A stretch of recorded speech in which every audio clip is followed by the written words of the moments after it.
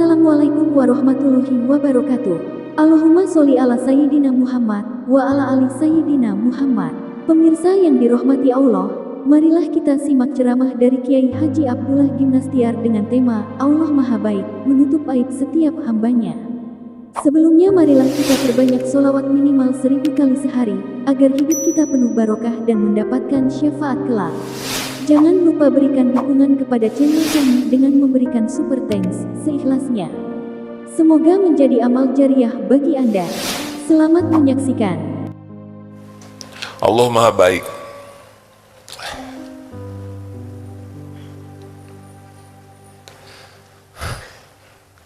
Allah tutup-tutupi terus kekurangan kita, kesalahan kita, aib kita,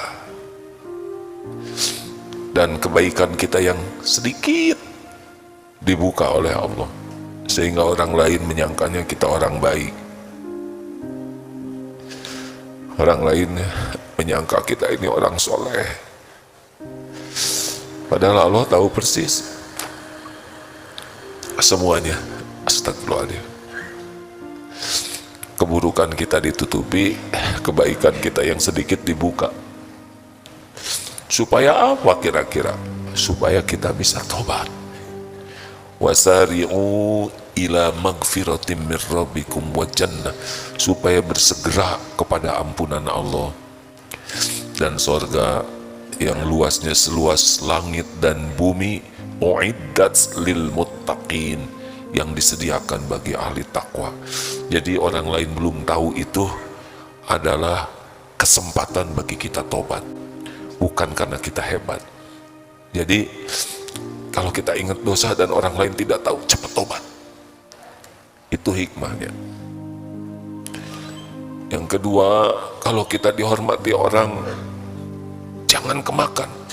Kalau orang lain hormat ke kita, orang lain kagum ke kita, orang lain memuji kita, orang lain mengagumi kita, ingat apa yang Allah tutupi. Ingat apa yang Allah tutupi. Insya Allah kita tidak akan termakan oleh pujian, kekaguman orang. Orang menghormati kita, tutup dari Allah yang dihormati itu. Jangan menikmati sesuatu yang tidak ada pada diri kita. Yang ada itu aib, dosa, keburukan, kejelekan. Tutupi oleh Allah.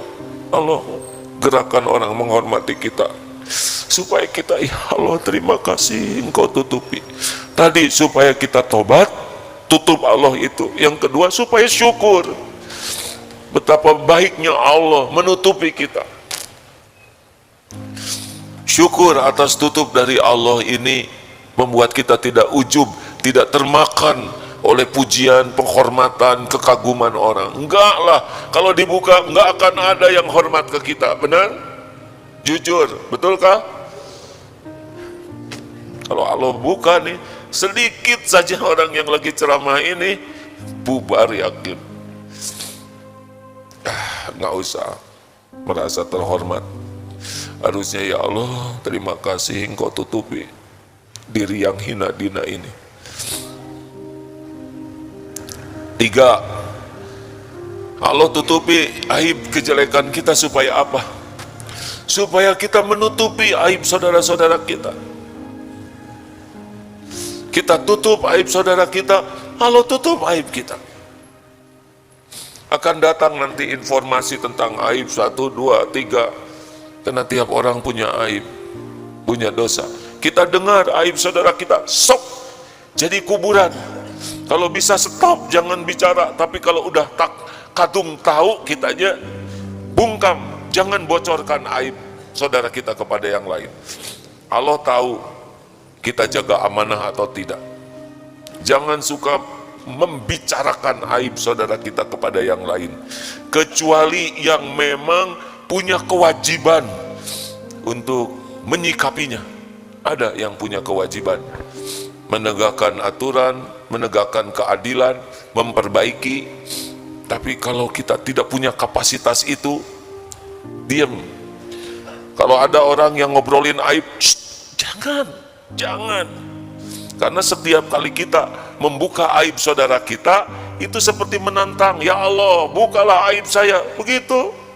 Allah tahu tiap kali kita ngobrol, tidak ada obrolan yang tidak didengar oleh Allah. Wa asiru qaulakum awijharu bih innahu alimum bidatis sudur. Dan rahasiakanlah kata-katamu atau engkau jaharkan, sesungguhnya Allah tahu semua isi hati. Hati-hati ngobrol, hadirin. Allah memperhatikan setiap obrolan kita. Ngebuka aib orang, kita seperti menantang Allah membuka aib kita. Celaka. Belum tentu kuat kita menghadapi kalau aib kita dibongkar.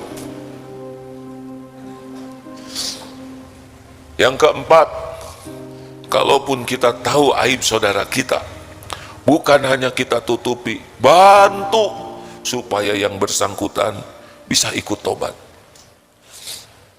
Ingat ya, kalau orang punya kejelekan, kita juga punya. Yang harus tidak kita sukai adalah perilakunya, tapi orangnya kita harus berharap agar orang itu selamat. Jangan puas melihat orang lain hidupnya hancur. Bukankah Rasulullah dulu sendirian Islamnya, benar? Apa yang beliau lakukan? Beliau menginginkan orang-orang yang belum dapat hidayah. Beliau menginginkan orang yang lupa ke Allah jadi ingat, orang yang tergelincir jadi tobat. Rasulullah itu menginginkan kebahagiaan, keselamatan, keimanan, dan itu yang beliau lakukan. Dan itu yang harus kita tiru, bukan menginginkan kehancuran bagi orang. Makanya kalau kita tahu aib seseorang, apa yang bisa kita lakukan? Minimal doa. Ya Allah, selamatkan saudaraku ini. Doa yang diam-diam, rahasia, itu malaikat mengaminkan. Kabulkan ya Allah, dan bagimu juga.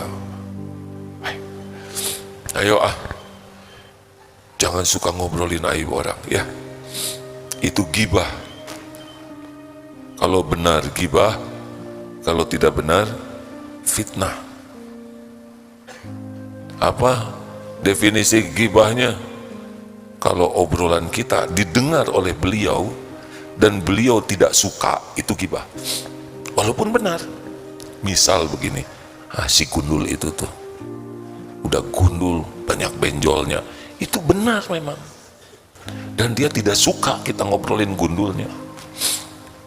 Hati-hati, si ibu itu tuh jilbabnya tuh cicilan semua. Ibu itu nggak suka gibah ini. Dia memang sekarang ke pengajian, tapi baru 2 kali datang. 2 kali datang Allah ridho. Itu udah segala-galanya itu. Udah hadirin, jangan suka menikmati kejelekan orang. Kotor hati kita tuh. Tidak sengaja aja dengar, langsung pikiran kita tuh menilai rendah seseorang. Saya sih nggak niat ngasih tahu ya. Niat dia tuh sebetulnya masa lalunya kurang baik. Ya begitulah, sudah banyak maksiatnya. Sekarang dengar begitu, ketika disebut nama orang itu, pikiran kita bersih atau kotor? Langsung, oh ini ahli maksiat. Apalagi kalau reuni, tiba-tiba berbisik, bro, dia sudah meninggalkan dunia hitam. Langsung nyangkanya ahli maksiat. Padahal maksudnya uban itu hadir. Jadi yang hitamnya sudah hilang, tinggal uban. Bisa error nih otak kita. Tuh teman kamu tuh, hati-hati aja, dia playboy cap 2 cula. Langsung otak kita error, benar? Padahal belum tentu benar. Kalaupun benar dia pernah melakukannya waktu SMA, nah sekarang udah aki-aki. Udah berapa banyak sholatnya, berapa banyak dia bertobatnya. Kenapa kita kekunci oleh kesalahan orang waktu SMA dulu? Ya dia nyolong, kamu tahu dari mana? Kan sama saya nyolongnya. Wah,